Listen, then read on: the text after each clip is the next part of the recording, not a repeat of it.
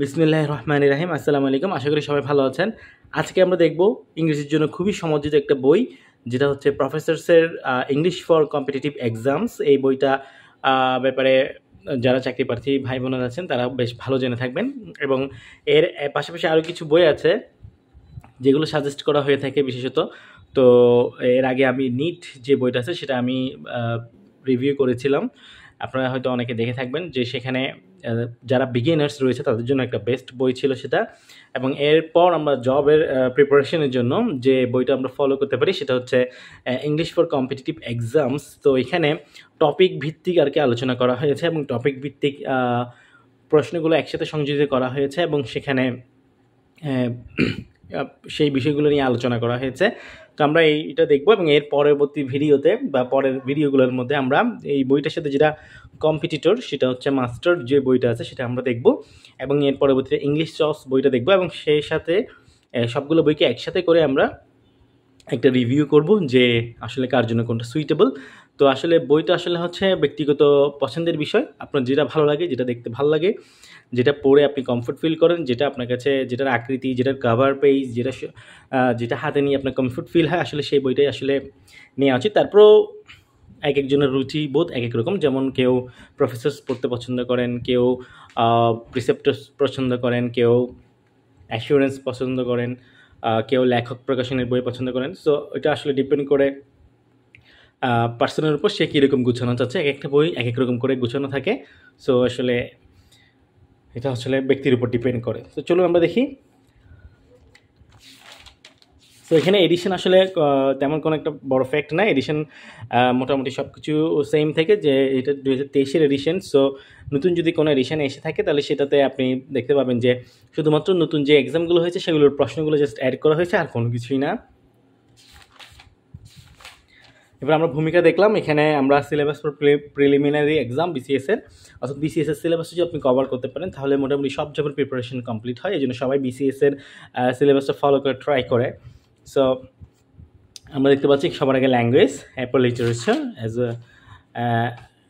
Same S BCS, দেন আমরা কন্টেন্টগুলো দেখতে পাচ্ছি। হ্যাঁ, পাশাপাশি যেসব বিশ্ববিদ্যালয় ভর্তি পরীক্ষার জন্য এখানে খুব গুরুত্বপূর্ণ প্রশ্নগুলো সংযোজিত করা আছে এবং যারা ভর্তি ইচ্ছু ভাই বোনেরা আছেন তারাও কিন্তু এই বইটা নিতে পারেন। তো সবার প্রথমে আমরা দেখতে পাচ্ছি পার্সিভ স্পিচ, নাউন, দেন পার্সিভ স্পিচের পার্টগুলো আলাদা আলাদা করে এলাবোরেশন করা আছে।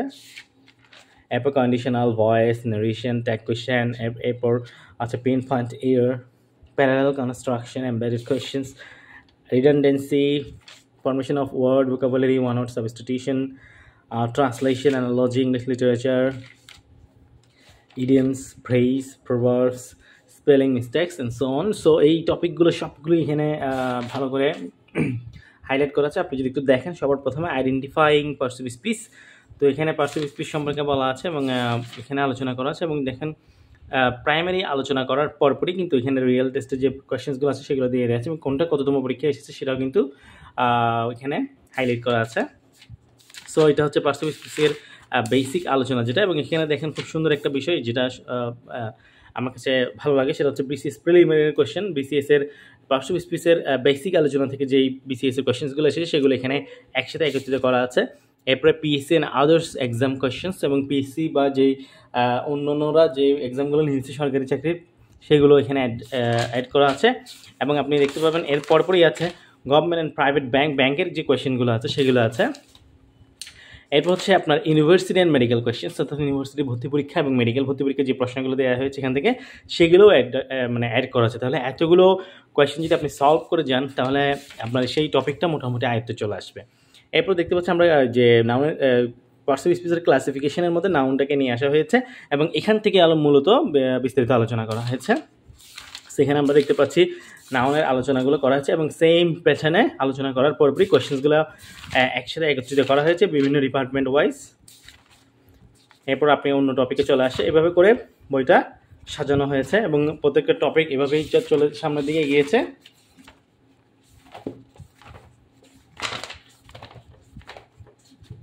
এরপর সেন্টেন্স অ্যান্ড ট্রান্সফরমেশনস, এখানেও আপনি সেম দেখতে পাবেন। তবে যারা মোটামুটি আপার ইন্টারমিডিয়েট অথবা অ্যাডভান্স লেভেলে আছেন তারা এই বইটা ফলো করলে বেশি ভালো আউটপুট পাবেন। এবং যারা বিগিনার বা শুরুর দিকে আছেন বা ইন্টারমিডিয়েট লেভেলে আছেন তাদের জন্য আমার কাছে মনে হয় যে আপনি মাস্টার অথবা আগে নিট বইটা কমপ্লিট করে দেন আপনি এসব বই আসবেন।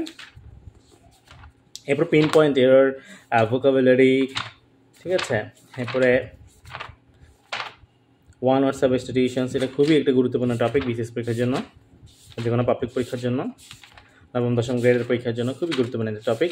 এবং এখানে কোয়েশ্চেনগুলো হাইলাইট করা আছে। আপনি এখানে দেখবেন যখনই আপনি এখানেও এগুলো সলভ করতে আসবেন, আপনি দেখবেন যে প্রশ্নটা হয়তো বিসিএস পরীক্ষা এসেছে সেটা দেখবেন ঘুরে ফিরে আবার কখনো কোনো অন্য একটা পরীক্ষা এসেছে, আবার যেটা অন্য পরীক্ষা এসেছে সেটা ঘুরে ফিরে দেখবেন অন্য একটা ডিপার্টমেন্ট এসেছে। এভাবেই আসলে প্রশ্নগুলো রিপিটেড থাকে।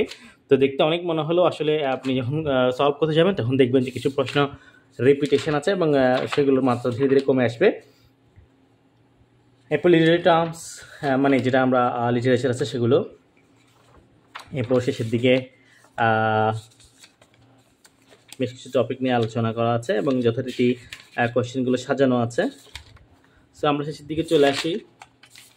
এখানে এসে আমরা দেখতে পাই যথারীতি যেভাবে আলোচনাগুলো করা হয়েছে সেভাবে আলোচনা শেষ করে এবং এখানে কোয়েশ্চেনগুলো সাজানো হয়েছে এবং এখানে প্রচুর কোয়েশ্চেন আপনি দেখতে পাচ্ছেন। এখানে আনুমানিক 148টা কোয়েশ্চেন আছে এই টপিকটা থেকে এবং বইটা এখানে সমাপ্ত হলো। মোটামুটি 810 পৃষ্ঠার একটা বই। সো আশা করি ভিডিওটা আপনাদের ভালো লাগলো। যারা অ্যাডভান্স লেভেলে আছেন বা আপার ইন্টারমিডিয়েট লেভেলে আছেন তারাই বইটা কিনবেন। বইটার প্রিন্টেড প্রাইস দেওয়া আছে 800 টাকা। সো এটা আমি বর্তমান প্রাইস এবং বইয়ের আদার ইনফরমেশনস আমি ডিসক্রিপশন বক্সে অ্যাড করে দেবো। তো এর পরবর্তীতে আমরা আরও চাকরির বইগুলো নিয়ে রিভিউ করব। বাংলা, ইংরেজি, ম্যাথ সবগুলো বই নিয়ে রিভিউ করবো ইনশাল্লাহ। আপনাদের কোনো বইয়ের যদি রিভিউ দেখতে ইচ্ছা হয় বা বই সম্পর্কে জানতে ইচ্ছা হয় আমাকে জানাবেন, তাহলে ইনশাল্লাহ আমি সেই বইয়ের রিভিউ করার চেষ্টা করব। তো আজ এই পর্যন্তই, দেখা হবে পরবর্তী কোনো পর্বে। সে পর্যন্ত সবাই ভালো থাকুন, সুস্থ থাকুন। আল্লাহ হাফেজ।